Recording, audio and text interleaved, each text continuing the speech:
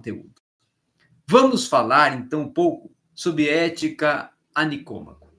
Tá? A Ética a Nicômaco de Aristóteles é uma obra fundamental sob os pontos de vista até do valor histórico e da sua atualidade, apesar até de ser um texto difícil de compreender, em especial, é uma obra que vai te proporcionar e apresenta e concede a condição de você alcançar um entrelaçamento de temas, com inúmeras possibilidades de visão, leitura, interpretação, e assim, nesse sentido, se desenvolve um ensaio que vai pretender examinar a hipótese de que a ética aristotélica vai estar associada sim, à formação ou à educação do indivíduo e do cidadão. Então, é parecer que está ela subjacente ao conjunto dos enunciados aristotélicos sobre felicidade, justiça, amizade, prazer e, especialmente, sobre o discernimento necessário para o agir correto e conveniente.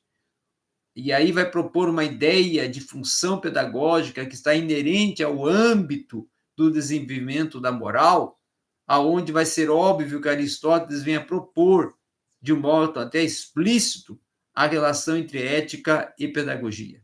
Então, essa relação, sem dúvida, ela vai estar pressuposta como algo dado, onde tudo vai indicar que a própria filosofia, para Aristóteles, vai possuir uma dimensão pedagógica, depois de muitos séculos, aonde vai ocorrer distinções e classificações e até análise e interpretações de textos, aonde ele vai retomar a gênese da questão ética e moral, mostrando como ela está articulada dentro do processo de formação do ser e o processo educativo.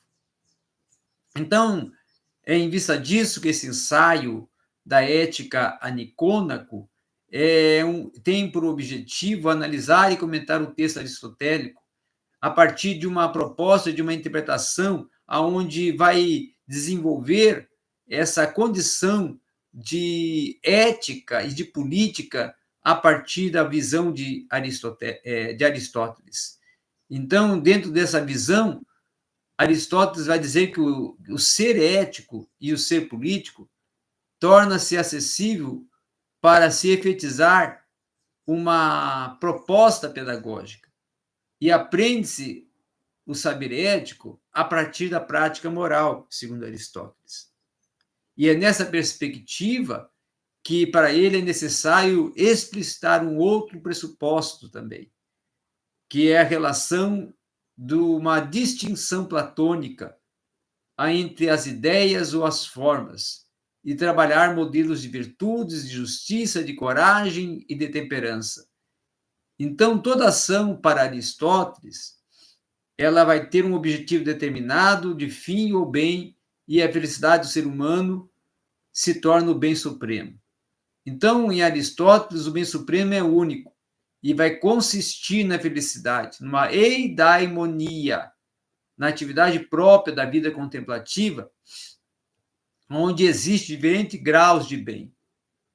E independentemente dessa questão polêmica, é que as virtudes morais próprias da alma sensitiva vão se referir às impulsões, às paixões e às pulsões, e à irracionalidade que é permanente e desenvolvida pelo hábito. Nos as propostas éticas de Aristóteles são uma revitalização e uma ampliação da ética proposta por Platão. Então, Aristóteles não concorda com o intelectualismo de Sócrates, do que basta conhecer a virtude. O conhecimento teórico precisa ser completado, segundo Aristóteles, pelo saber agir. E o saber agir é o próprio sentido da foreneses, da prudência, da capacidade e do discernimento. Então, para Aristóteles, deve-se investigar a virtude, que é, no caso, a arete, a sua natureza, o seu gênero, a sua diferença específica, e até mais do que isso, investigar como ela se adquire e como ela surge dentro da excelência moral. Então, a virtude, enquanto aperfeiçoamento, enquanto sinônimo de educação, ela busca pelo ato e pelo aperfeiçoamento de um conceito de hábito que vai desenvolver uma educação, que vai desenvolver uma meta, uma razão de um homem prudente. Então, se torna um exercício de uma arete dianoética, uma forenesis, de um entrelaçamento desses conceitos, que é possível até de produzir uma teoria da educação que implica numa educação informal do hábito e das virtudes morais e da proposta de formação de um ser no sentido integral do todo.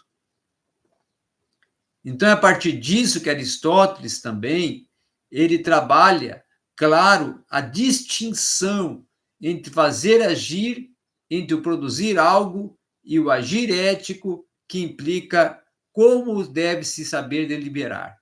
Então, o deliberar, que é um conceito difícil até de se entender em Aristóteles, ele não deve ser confundido com a questão da vontade, com o conceito moderno que se refere à conquista da felicidade, do bem viver, mas deve-se trabalhar com a possibilidade de acrescentar uma visão na interpretação que até é feita por ele, de uma prudência e até de uma ação pedagógica, de um procedimento de formação do ser na sua formação integral. Então, o método aristotélico, feito de distinções, definições e até de classificações, vai mostrar as diversas implicações presentes no processo de decisão e de ação.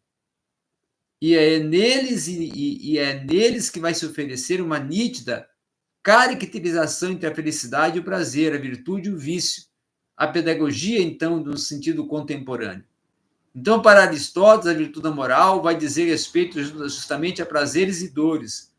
Um prazer que acompanha a ação. Uma ação concomitante da ação que se torna produzida e produzidora de um projeto educacional que vai atribuir uma relevância à experiência. Uma experiência na própria execução da ação, na própria construção do ser, no próprio propósito do homem, na própria ação da praxis ética, da praxis da moral. Então, o sujeito é, em grande parte, o resultado dos seus próprios atos. E essa ação educativa, como processo natural, social e político, vai se encontrar como um chão na família e na cidade. Então, a sociedade, antes mesmo até da escola, ela se torna um modo de agir, e todo agir vai implicar numa dimensão ética. Então, a educação vai depender do desenvolvimento da sensação e da percepção comum aos animais, em que vai ocorrer um desenvolvimento do intelecto e do próprio desejo e das próprias atribuições específicas do homem. E o homem se torna um princípio de suas ações e da decisão razoável de um ponto de união do intelecto com o próprio desejo. Então, Aristóteles, da mesma forma que na parte da nossa alma, ou que a forma de opiniões há dois tipos de qualidade, vai propor um discernimento da parte moral que desenvolve dois tipos de uma excelência moral e natural e de uma excelência moral em sentido estrito, que pressupõe, assim, um discernimento. Então, para aprofundar a questão da relação entre educação e hábito, é preciso recordar que Aristóteles distingue duas espécies de excelência ou virtude, a intelectual e a moral. A excelência intelectual, para ele, nasce e desenvolve-se devido à instrução, que, por sua vez, vai requerer uma experiência, uma excelência moral, uma produção do hábito. E aí nenhuma delas é dada pela própria natureza, mas a presença fundamental do processo educativo dentro dessa formação ética é que Aristóteles vai argumentar com o seguinte enunciado: as coisas que temos de aprender antes de fazer, aprendemos-las fazendo-as. Então, contra esse intelectualismo socrático que influenciou o pensamento de Platão, Aristóteles aprende algo fazendo algo, uma música tocando música, um agir moderado agindo de modo moderado. Então, nessa perspectiva que a ética aristotélica adquire uma função pedagógica da vida social, da vida política, e vai surgir como uma proposta de uma vida em família, de uma vida na cidade e de uma educação para a moral, que vai situar o homem entre o animal e os deuses, não é? Vai tornar o humano, por isso mostra que educar o cidadão é habituá-lo a discernir os aspectos relevantes das circunstâncias particulares, uma realização do melhor naquela circunstância e naquela proposta, que a própria citação das análises e dos comentários, elas se tornam pontos de vistas e oportunidades de conceitos para entender a condição ética e a própria ação educativa. Então, ela se torna uma condição de uma construção, de uma oportunidade de trabalhar a relação da Forineses com os meios e os fins da ação, não restando dúvida que Aristóteles, assim, vai distinguir tipos de racionalidade, né? Vai desenvolver um demonstrativo dialético, erístico, e até um demonstrativo de uma formação integral do ser a partir da moral, da ética, da justiça e de um comportamento que revitalize o ser em toda a sua essência e que construa o ser a partir da prática, que construa o ser a partir da sua própria ação moral, da sua própria visão de moralidade, da sua própria visão de comportamento, da própria essência de intervenção, atuação e proposta de existência. É assim que Aristóteles procura desenvolver o seu pensamento e a sua proposta de ética dentro da sua obra A Ética a Nicômaco. Muito bem, obrigado. Foi só apenas um relance para podermos estar um pouco juntos aqui nesta manhã.